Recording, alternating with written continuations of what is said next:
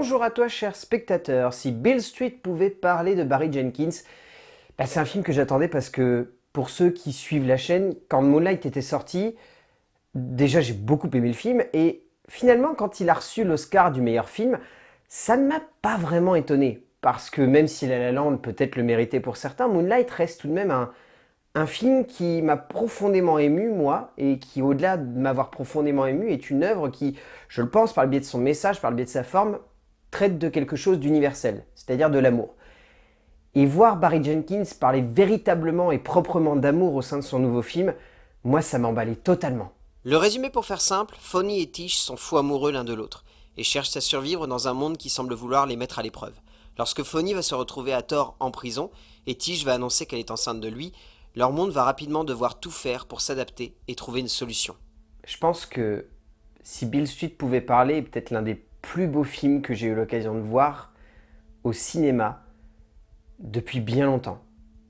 Le terme de beauté, c'est souvent quelque chose de très subjectif. C'est à la fois une manière très globale et en même temps très personnelle de regarder une œuvre, ou en tout cas de constater que pour nous, c'est beau.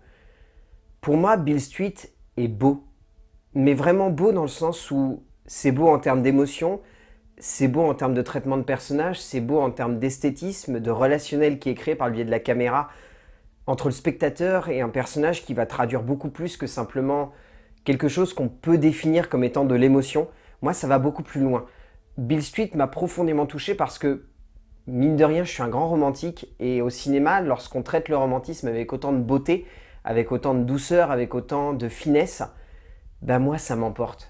Et si Beale Street pouvait parler est une œuvre qui veut avant tout parler de la beauté d'un amour qui va lier deux personnages de bout en bout. C'est pas un film qui va juste parler d'une petite chronique amoureuse au sein d'une ville, c'est un film qui parle de l'amour pur et dur, cet amour qui vient lorsqu'on est gamin et qu'on n'arrive pas à cacher au fur et à mesure que l'on grandit, et qui finalement, lorsqu'on passe un âge où l'amour se doit d'être exprimé par le biais d'un toucher, par le biais d'un baiser, par le biais d'une relation charnelle, c'est là qu'il va voir quelque chose de vraiment transcendant, de vraiment éprouvant émotionnellement. Et c'est exactement de ça que parle Barry Jenkins au sein d'un film qui peut sembler anecdotique, mais qui ne l'est jamais.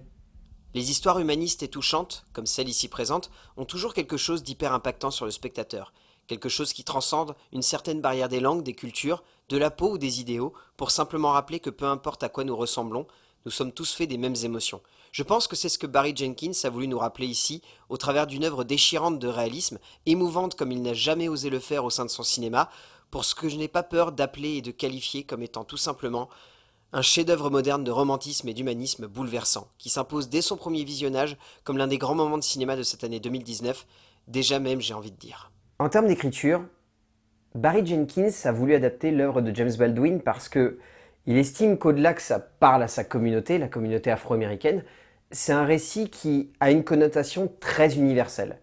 C'est-à-dire que, honnêtement, on peut voir dans le roman de James Baldwin un Roméo et Juliette moderne. Parce que c'est l'histoire de simplement deux personnages que certains voudraient ne pas voir ensemble et que d'autres voudraient absolument voir se réunir pour provoquer une déflagration d'amour sur l'humanité. Dès les premières minutes, j'ai senti dans l'écriture de Barry Jenkins cette envie de traduire un amour qui est voué à être trahi. Mais pas être trahi par les deux personnages. Ça, c'est impossible. Et dès les premières minutes, on le sent. On sent que ces deux personnages, ils sont liés et qu'ils pourront jamais se détacher de l'un et de l'autre. Et à partir de ce moment-là, moi, j'étais totalement conquis par l'écriture. Je ne saurais pas comment vous dire précisément, mais les personnages, la situation, l'ensemble dramatique, la puissance en fait de ce récit qui peut sembler extrêmement simple parce que c'est juste une histoire d'amour qui va tourner autour d'un besoin de vérité qui est impossible à révéler parce que si on révèle cette vérité, ça fera tomber quelque chose que certains voient comme intouchable. Et cette difficulté de montrer un amour aussi puissant et de montrer à quel point la puissance de cet amour peut être capable de faire tomber des barrières sociales et de pensée, je trouve que c'est ça qui fait que l'écriture de Barry Jenkins arrive à prendre le spectateur aux tripes et au-delà de le prendre aux tripes, arrive à faire ressentir des sentiments qui n'ont pas l'habitude d'être montrés au cinéma. J'ai vraiment pas l'habitude qu'un auteur me mette autant dans une situation où j'éprouve presque ce qui se passe à l'écran, ou au-delà de simplement avoir une sensation d'immersion, je me sente investi d'un besoin de me sentir concerné par ce qui se passe par ces personnages. Et là, c'est ce qui est vraiment ressorti de chacune des lignes d'écriture, chacune des scènes qui jalonnent un long métrage qui veut vraiment traduire quelque chose de sincère. C'est une démarche qui est sincère, bien au-delà d'être romantique, poétique, douce, délicate. C'est une démarche qui veut ressentir quelque chose de puissant et où le spectateur, lui, ressent cette puissance et n'a jamais envie de la voir partir parce qu'il a la sensation que s'il la voit partir, il aura perdu le sens d'un récit qui se veut avant tout être universel. On sent que Jenkins n'a pas souhaité trahir, entre guillemets, l'œuvre de Baldwin, et du coup, y incorpore une certaine forme de lyrisme par le biais de cette voix off terriblement touchante et synthétique qui réussit à traduire ce que l'on ne voit pas ou ce que les personnages ne cherchent pas à nous transmettre directement. Comme une certaine forme de pudeur mise à nu, Jenkins se joue de la situation de ses personnages en amenant leurs émotions et leur regard sur les autres et sur eux-mêmes directement dans notre collimateur. Et c'est cela qui rend son scénario tout simplement pur et vrai, et c'est peut-être tout simplement cela qui fait que l'on tombe facilement amoureux de ces deux personnages grandioses et sincères qui transpirent une humanité bouleversante. En termes de mise en scène, c'est là que le mot beauté prend vraiment tout son sens. Parce que lorsqu'on dit que la beauté est quelque chose de subjectif, la beauté c'est également quelque chose qui peut se lire sur des personnages. Barry Jenkins, comme je vous l'ai dit ce matin, c'est quelqu'un qui est capable de filmer l'homme en train de pleurer. Mais là ici, il filme quelque chose de beaucoup plus fort.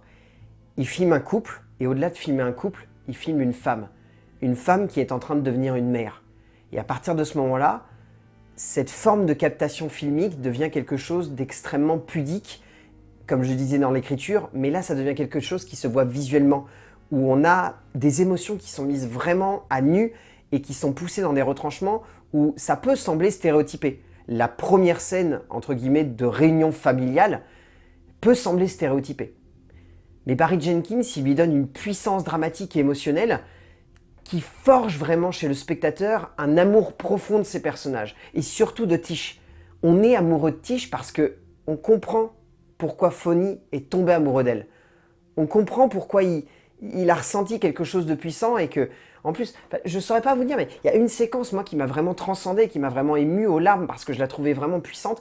Il y a une scène où il y a leur premier ébat sexuel qui est magnifique en termes de visuel, c'est sublime, mais la scène qui m'a vraiment fait tomber amoureux de ce film, c'est une scène très anecdotique dans le métro où Tish et Fonny tombent réellement amoureux de l'un de l'autre parce que Tish se contente d'une petite phrase qui est très anecdotique, c'est « je l'ai toujours vu comme étant mon meilleur ami, mais là je me rends compte à quel point c'est le plus bel homme que j'ai vu de toute ma vie ». À partir de ce moment-là, moi je suis littéralement tombé amoureux de ces deux personnages. Une nouvelle fois, Jenkins démontre que c'est avant tout par le biais de l'image qu'il parvient à transmettre de la plus belle manière qui soit l'ensemble de ses émotions. Et du coup, la vérité, comme souvent chez lui, se lie avant tout sur les visages de ses personnages. Des visages qu'il n'a pas peur de montrer frontalement aux spectateurs. Des visages qui à eux seuls portent totalement le long métrage et que Jenkins sublime également par le biais d'un sensible travail de l'ambiance, un travail de l'émotion qui évolue doucement au sein de ce cadre dont on n'arrive jamais à détacher notre regard, tant ce qui se dégage est purement et simplement beau, dans le sens le plus noble et le plus vrai que ce terme puisse traduire, car au fond, pour moi, cela est même carrément sublime. En termes de casting, je pourrais m'égarer au sein de ce casting tellement je le trouve parfait, mais je citerai surtout les performances de Regina King et de Thomas Coleman Domingo qui sont éblouissants dans les rôles des parents de Tish. C'est merveilleux ce qu'ils ont réussi à faire. Je citerai également Michael Beach ainsi que Teyona Paris qui sont vraiment sublimes également. En fait, tout le casting est parfait sur ce film. Il y a des petits rôles, je parle de Dave Franco ou Ed Skrein qui sont excellents également, mais au final, tout cela est tellement anecdotique à côté des deux acteurs principaux. Kiki Lane et Stephen James sont tout simplement phénoménaux du début à la fin de ce métrage, délivrant des prestations saisissantes d'émotion et de sincérité qui bouleversent dès les premières scènes du métrage. Jenkins en fait avant tout un grand duo de cinéma romantique. Au bout du compte, si Beale Street pouvait parler, pour moi c'est un chef-d'œuvre. Mais vraiment, c'est le film ultime de Barry Jenkins. Je pense qu'il y en a beaucoup qui voient Moonlight comme étant le film ultime de Barry Jenkins. Si Beale Street pouvait parler réunit toute la puissance du cinéma de Barry Jenkins. Toute sa force, toute sa subtilité, toute sa douceur. C'est un film qui est profondément humain, qui est profondément poétique, mais qui sait également montrer la dureté de la vie.